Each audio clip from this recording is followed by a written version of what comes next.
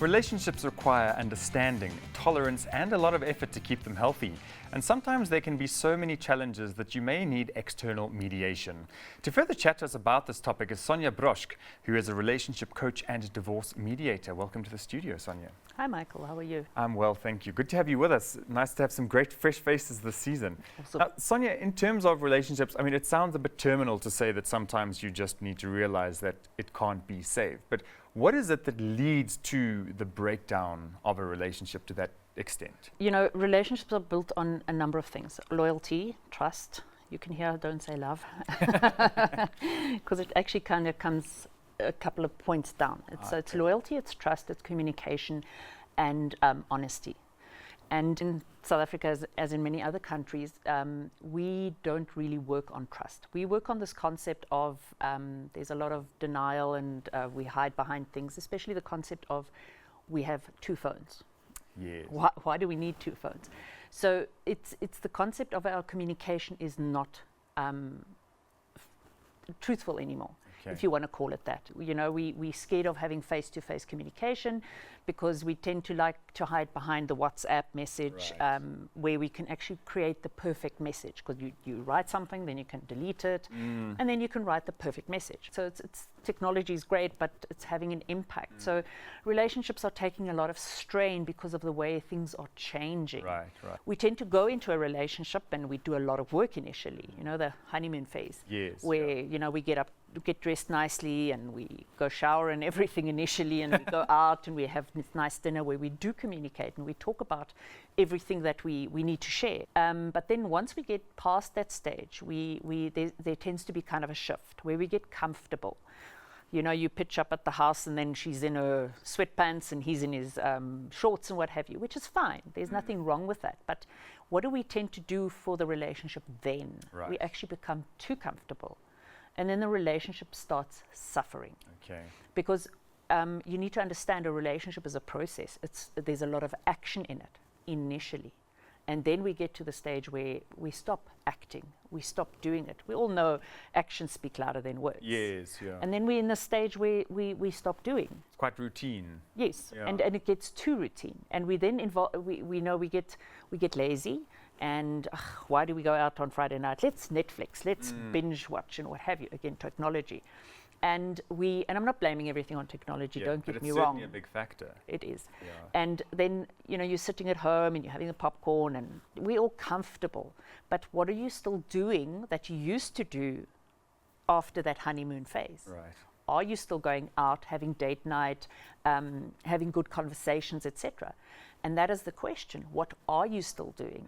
And that's what I often ask my clients. You know, when you started going out initially, what did you do? Yes, we went on date night. We did picnics. All these things come out. Yeah. Yes, it was exciting and it was all new. But once you go past that stage, that shift you made, you're now at home. I'm comfortable. I know you in and out. Now, what else can we share? Well, you know, I know you now, you know, there's not much more to share. So it becomes kind of that routine mundane. And that's where the problem starts. Okay. So we need to be very careful, because when that comfort zone happens, that's when we start looking at the proverbial straw that breaks the camel's back. Right. Because we don't worry about the big things. I always, you know, say for instance, you can't have a child. You know, you go to the doctors. These are the big things that we talk about. Oh my goodness, you know, is it me? Is it my partner who can't have the child? The big issues we talk about, it's the small issues. Right. Who didn't put the toilet seat down? And it just those little tiny things that are just a pester. Absolutely, because those are the irritating things. Who didn't put the toothpaste cap on? Who didn't wash let the breadcrumbs all over? Yeah. They're little things. And my goodness, can't he just pack it away or do this? And it becomes a little thing every single day that starts working on your mind. Yeah. And and that is the first sign where, you know, you want to criticize your partner. And that criticism is a key factor that you need to look at. So if you start criticizing your partner, you've got to be very careful, because how are we criticizing? We all hear about the concept, constructive criticism. Yes, yeah. But that's the key. What are we criticizing? Are we criticizing the person, or are we criticizing the action? Okay. So let's take, for instance, the loo seat. I hate it when you don't put down the loose seat. Okay, so I'm criticizing from my point of view. I hate it. Okay, so I'm not criticizing the person per se. I'm criticizing his action. You're not putting down the loose seat. I hate it. Okay, so that is constructive criticism because I'm talking from I hate it. Okay. I didn't say I hate you or Right. you are lazy. That's the difference. And that is one of the key pointers you've got to be aware of. Okay. Because when I say I hate you because you don't put the loose seat down or you are lazy, that's when the criticism becomes destructive. And it's an attack, really, more than a criticism. Absolutely. Yeah. And then when I am attacking you, what are you going to do? Attack back. Absolutely. Yeah. So that's where the problem comes in. Okay. So when you start fighting that way, that is one of the first signs where that red flag pops up and you need to say, okay, we need help. Okay. We all think, okay, we can sort this out. I can deal with this. But the problem is, how do you sort it out? Yeah. And that's that's one of my main issues is that where did you learn how to have a relationship? Who was your role model? Your parents. Mom and dad. Yeah. That is your template that you refer back to. And unfortunately, who was their template? Their mom and dad. It's Exactly. a cycle. Yeah.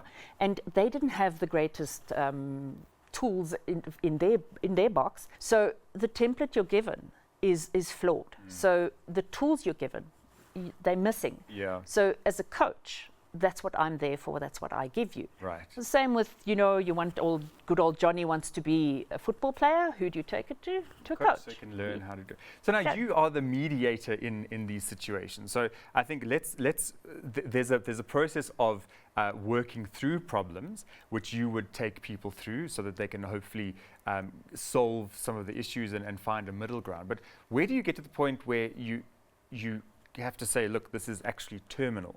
Because you're not managing to get through these problems, and how do you get people to accept that might be the case?